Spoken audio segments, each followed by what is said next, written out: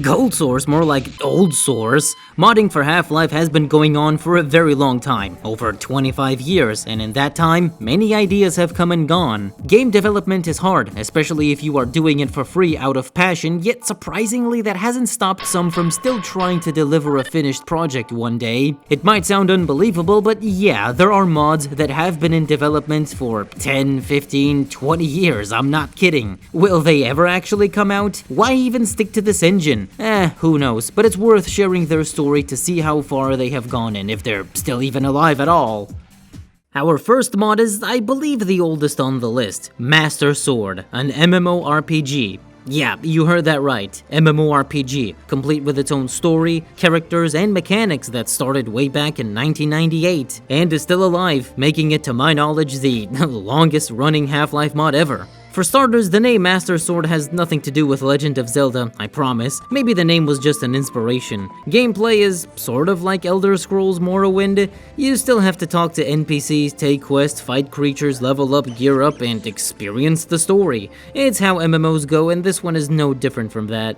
Two people started the project back in the day, and while it didn't achieve massive success, the mod garnered a dedicated following. But as time went on, real life had to take priority, and with Valve games moving to Steam networking, something was bound to change. Luckily, a group of people stepped in, so the project was reborn as Master Sword continued in 2005, greatly increasing the scope with more content, and lasted until 2010, where official development ceased. This didn't mean it was dead, because the source code was released for anyone to try their hand, but despite there being ambitions from other people to make their own flavor, either in Gold Source or other engines, none of them have really come to fruition, except when the main dev team started a new and exciting venture called Master Sword Rebirth. A fresh start, with even more content to come, plus a planned Steam release. That was all years ago, and development has been going at a snail's pace. But can you really blame them? If you're wondering how does the world work as an MMO, when you reach a point where it must take you to a different area, the game just simply reloads that map. There were a few main servers that are dead now, and there used to be a thing called Fuzznet, a character database, so it saves your progress across all servers. It's pretty cool, and I don't know of any other mods that do this kind of stuff. I'm not the most proficient in MMORPGs, but from my experience, it's pretty standard stuff. There's only human and dwarf, pick your starting weapon, and after getting acquainted with the controls, go out, level up, and increase your weapon mastery. It may be because so much time has passed and the genre has been redefined so much, but there isn't anything that extraordinary about the gameplay. The novelty of it being a Half-Life mod is doing some heavy lifting, but it's not at all bad, and I can imagine somebody sinking hundreds of hours into it. It's not the most intuitive in its mechanics, just needs some getting used to. Also, the questline is not linear. You could just go around and talk to whatever NPCs and take quests for rewards. I know this is just a general overview, but the genre is such a massive time sink until you fully grasp it, and I don't have time for that. I did play on the final MS Continued version, as I was unsuccessful at obtaining access to the closed beta for MS Rebirth, but it might not be in the state worth showcasing. Either way, we just have to keep waiting until it comes out someday, hopefully.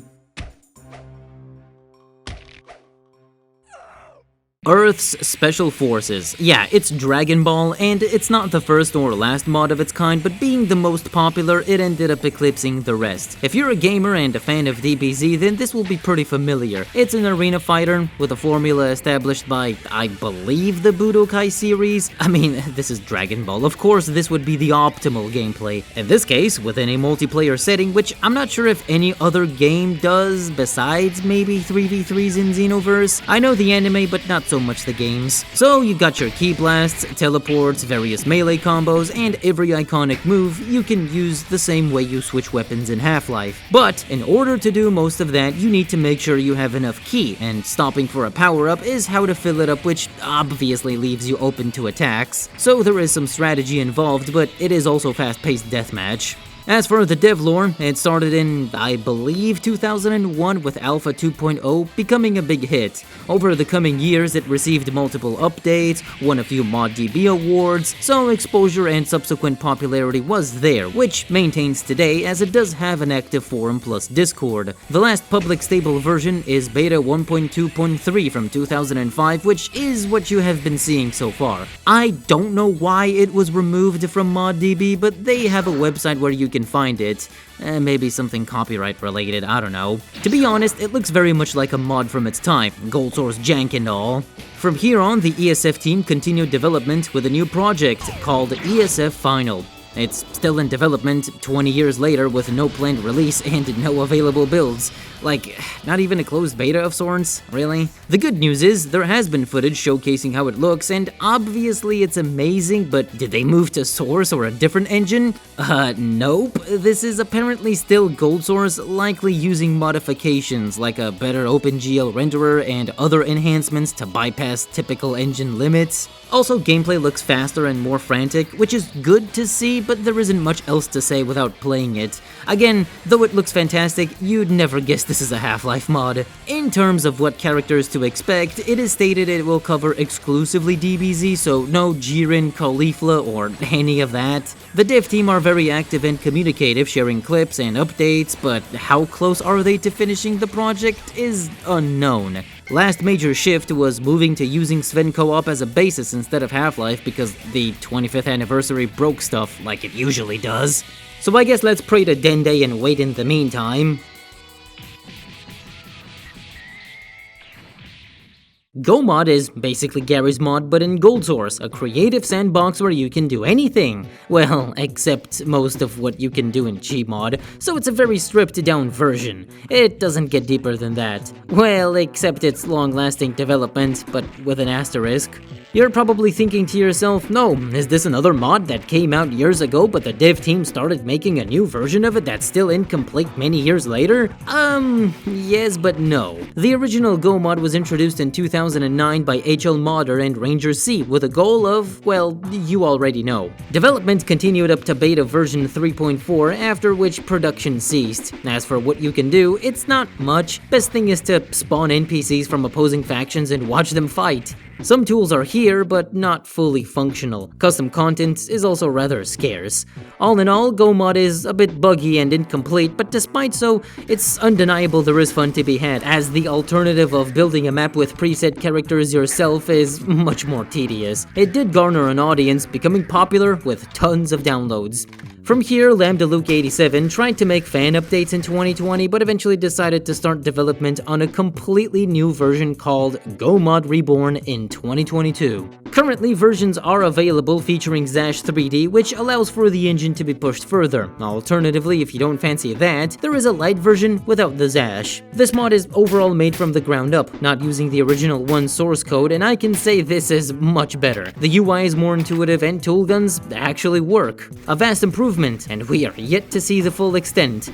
Obviously, it won't catch up to Gmod, not so much because I'm not sure how custom plugins can be integrated, but just the sheer volume of community content. In general, there's a lot of promise and optimism, which is good, but a long way to go. Cold Ice is a chaotic deathmatch expansion of Half-Life's multiplayer. Everything is blue, the weapons are modified to be crazier, leading to loud, frantic, fast-paced action. Simple as that, but as opposed to the many other HL deathmatch mods, this one had something unique.